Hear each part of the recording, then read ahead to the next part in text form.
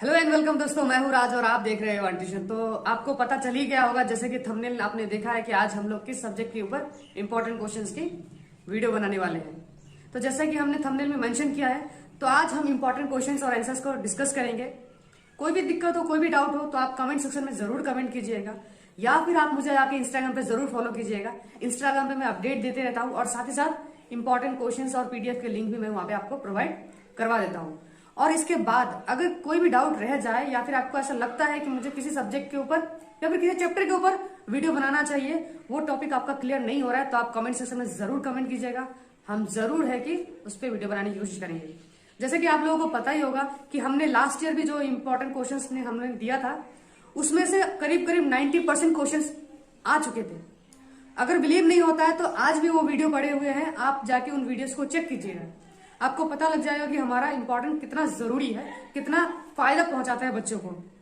तो उसी के लिए बहुत रिक्वेस्ट आ रहे थे कि सर आप इस चैप्टर के ऊपर, इसके ऊपर वीडियो बनाइए। तो उसी के लिए आज मैं ये सीरीज स्टार्ट कर रहा हूं। अब लगातार आपको जो ना हर एक सब्जेक्ट के ऊपर आपको वीडियो मिलता रहे। तो चलिए फटाफट देर ना करते हुए इस वीडियो को स्टार्ट करते हैं। तो हमारी जो पहली चैप्टर है उससे आपको शॉर्ट क्वेश्चंस क्या पढ़ने हैं। तो चैप्टर वन से शॉर्ट क्वेश्चन आपको पढ़ने हैं। जैसे फर्स्ट बैंक ऑफ इंडिया कौन सा था और कौन से ईयर में उसको स्टैब्लिश किया गया था। फर्स्ट प्रेसिडेंसी बैंक कौन सा था और किस साल इसको सेटअप किया गया था। तो इस तरीके के क्वेश्चन जो ना आपको शॉर्ट क्वेश्चन पढ़ने हैं इस चैप्टर से। उसके बाद क्या पढ़ने हैं आपको, उसके बाद पढ़ने हैं आपको जैसे what is branch banking, what is unit banking, फिर व्हाट इज़ चेन बैंकिंग, फिर उसके बाद व्हाट इज़ ग्रुप बैंकिंग। तो इस तरीके के बैंकिंग के बारे में पढ़ना है। आंसर्स भी साथ में मैंने दे रखा है ताकि आपको कोई प्रॉब्लम ना हो। वीडियो आराम से देखो और पीडीएफ डाउनलोड करो और पढ़ लो, लेकिन वीडियो को पूरा देखना, तभी आप लोगों को पता चलेगा कि आपको पढ़ना क्या है और क्या नहीं पढ़ना है। तो बहुत लोग क्या करते हैं, पीडीएफ को डाउनलोड कर लेते हैं, फिर उन्हें पता ही नहीं चलता कि क्या पढ़ना है, फिर वापस दोबारा वीडियो देखने आते हैं। तो इसमें क्या होता है, उनका टाइम वेस्ट हो जाता है। ठीक है। तो name two public sector banks in India, two private sector bank, दो पब्लिक दो प्राइवेट, ऐसे पढ़ लेने हैं आपको। Name any two central banking functions perform by State Bank of India, functions of SBI. देखो इस चैप्टर से ना कॉमर्शियल बैंक और एसबीआई के बारे में बहुत अच्छे से पढ़ना है। बहुत बार ये सब क्वेश्चन रिपीट हो चुके हैं। Two advantage of branch banking, public sector bank के बारे में, इंपेरियल बैंक के बारे में बहुत अच्छे से पढ़ना। Amalgamation of presidency bank, previous name of the, ये सब अच्छे से पढ़ना। आप क्वेश्चन आंसर तो दिया ही हुआ है, और आंसर जो ना बहुत शॉर्ट में दिया था कि आप बहुत कम टाइम पे आप इसको याद करके लिख सकोगे एग्जाम में। तो वो कोई फ़ायदा नहीं कि आंसर्स बड़े बड़े दो दो तीन तीन पेज की जो मैं आंसर दे दूँ और आप उसे याद ही ना कर पाओ। तो आंसर इतने सिंपल है ताकि आप जो ना 2-4 दिन में ही सब कुछ पढ़ के ख़त्म कर सकते हो, अगर पहले से कुछ पढ़ ना रखा है तो भी। Briefly explain utility service rendered by commercial bank, 2013 में 16 में आ चुका है ये सब क्वेश्चंस। ऑब्जेक्टिव ऑफ नेशनलाइजेशन, उसके बाद 3 central banking function perform by State Bank of India. ठीक है, तो ये सब आपको पढ़ने हैं, ये 2016 में आ चुका है। उसके बाद देखो शॉर्ट नोट पढ़ने हैं आपको। ठीक है, शॉर्ट नोट पढ़ने हैं on the presidency bank. Three three difference between branch banking और यूनिट बैंकिंग, अच्छे से पढ़ लेना। एडवांटेज ऑफ यूनिट बैंकिंग के बारे में। लीड बैंक स्कीम के बारे में पढ़ना है आपको। 3 advantage of branch banking system. उसके बाद ब्रीफली एक्सप्लेन करो 3 agency service of commercial banks.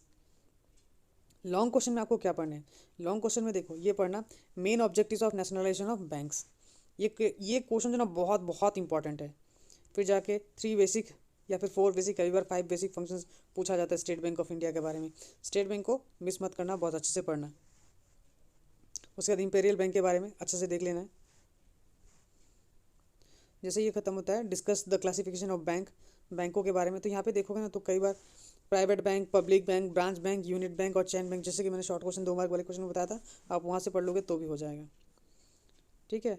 Commercial bank के बारे में बहुत अच्छे से पढ़ना, बहुत ज़्यादा इंपॉर्टेंट है, बहुत ज़्यादा। ठीक है।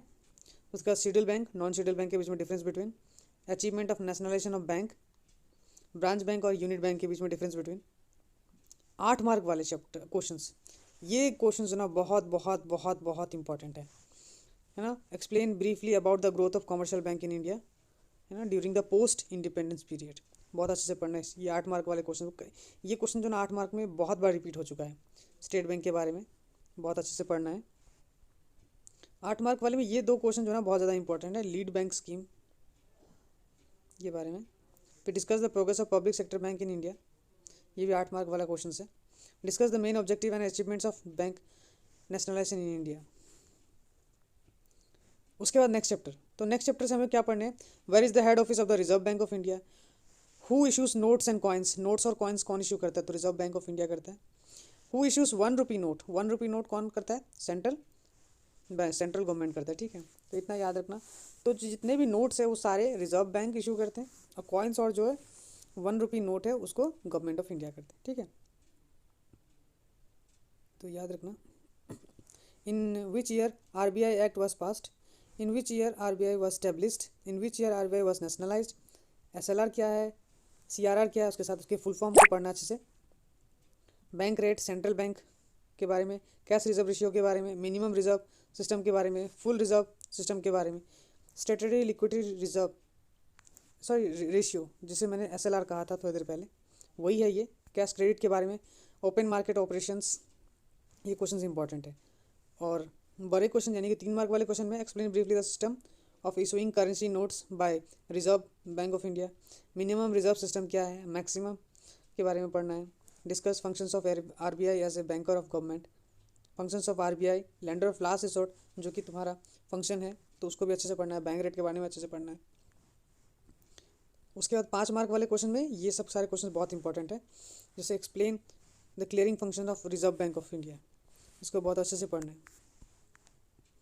उसके बाद ये वाले question, explain organisation and management of RBI, what are the various administrative department of RBI, what are the objective of establishment of RBI के बारे में बहुत अच्छे से पढ़ना है। देखो ये क्वेश्चन तो यहाँ पे लिखा हुआ नहीं है लेकिन बहुत ज़्यादा इंपॉर्टेंट है ये, लेकिन ये क्वेश्चन। उसके बाद लॉन्ग क्वेश्चन में देखो ये क्वेश्चन कितना इंपॉर्टेंट है, 13, 15, 16 में बार बार आ चुका है ये, traditional functions of Reserve Bank of India. तो function of Reserve Bank of India ये पढ़ोगे, ये बहुत इंपॉर्टेंट है, ये फाइनेंस एज वेल एज आपको इकोनॉमिक्स में भी ये क्वेश्चन बहुत कई बार पूछा गया है, तो इसको पढ़ लेना अच्छे से। फिर discuss how reserve Bank of India control money and credit in economy, 2014 में आ चुका है।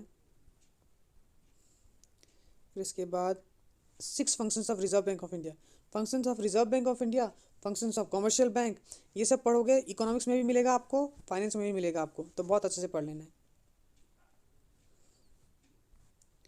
उसके बाद ये रहा हमारा नेक्स्ट चैप्टर, तो नेक्स्ट चैप्टर में से फुल फॉर्म पूछा गया MMFS के बारे में, तो money market mutual funds, capital market के बारे में, प्राइमरी मार्केट हो गया, सेकेंडरी मार्केट के बारे में, प्राइमरी और सेकेंडरी का डिफरेंस बिटवीन, फिर commercial paper, CD, commercial bill, financial market क्या है, different types of commercial market, money market, capital market है ना, फॉरेन एक्सचेंज मार्केट क्या है, stock market, state 2 functions of stock market, money market और capital market. इस chapter से ना money market, capital market, primary market और सेकेंडरी मार्केट बहुत अच्छे से पढ़ना, बहुत इंपॉर्टेंट है। स्टॉक मार्केट के बारे में देखो 2014-16 में आ चुका है, फॉरेन एक्सचेंज मार्केट के बारे में, और लॉन्ग क्वेश्चन जो नहीं कि 5 मार्क वाले क्वेश्चन में से फिर से वापस दोबारा वही क्वेश्चन घूम के आएंगे मनी मार्केट के ऊपर, institution participating in the money market, तो ये सब इंस्टीट्यूशन है, commercial bank, central bank. 5 difference between money market and capital market, तो डिफरेंस बिटवीन मैंने पहले ही बताया कि बार बार इंपॉर्टेंट है।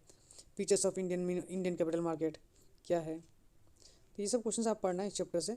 और लॉन्ग क्वेश्चन इस चैप्टर से क्या पढ़ना है, वही सबसे main important question, financial market क्या है, डिफरेंट टाइप्स ऑफ मार्केट, और एक्सप्लेन करो इनको, ठीक है, तो ये सब क्वेश्चन आपको पढ़ने हैं।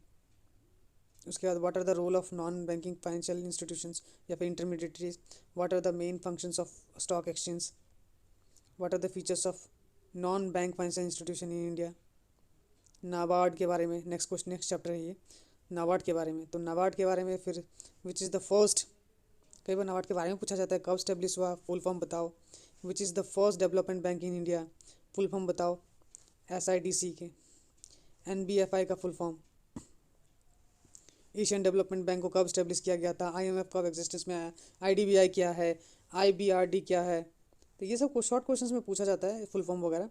फिर NBFI के बारे में बताओ, फिर 2 नॉन बैंकिंग फाइनेंशियल इंस्टीट्यूशन के बारे में, म्यूचुअल फंड क्या है, features of development bank, IMF के ऑब्जेक्टिव्स, IDA। 3 मार्क वाले क्वेश्चंस में आपका नॉन बैंकिंग फाइनेंशियल इंस्टीट्यूशन के ऑब्जेक्टिव्स वगैरह के बारे में पूछा जाएगा। State the basic features of non bank financial institution के बारे में, तो ये चैप्टर से ये सब पढ़ने। State the meaning of development bank, development bank का मतलब, objectives of world bank.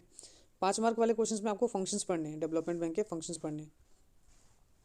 Main objective क्या है इंटरनेशनल डेवलपमेंट एसोसिएशन, फिर discuss the objectives of NABARD. ये क्वेश्चन बहुत इंपॉर्टेंट है, नाबार्ड के बारे में आप बहुत अच्छे से पढ़ लेना, कुछ भी मिल जाए, कोई भी क्वेश्चन मिल जाए नाबार्ड से रिलेटेड, एक क्वेश्चन होता है ये पेपर पे, बहुत अच्छे से पढ़ना है।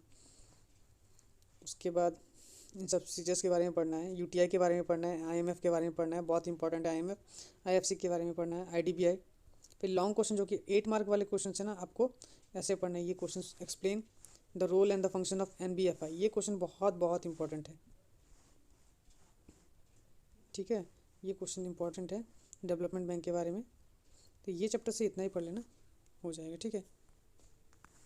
आई होप कि ये वीडियो आपको पसंद आया होगा। इसका लिंक जो है ना मैं आपको डिस्क्रिप्शन में लगा दूंगा, डिस्क्रिप्शन से आप ये पीडीएफ डाउनलोड कर लेना। कोई भी दिक्कत रहे ना, कोई भी डाउट रहे तो आप कमेंट सेक्शन में ज़रूर कमेंट करना। हमारे साथ ही साथ हमारे चैनल को सब्सक्राइब करना ना भूलना। हम जल्दी हाजिर होंगे एक नए वीडियो के साथ, तब तक के लिए गुड बाय।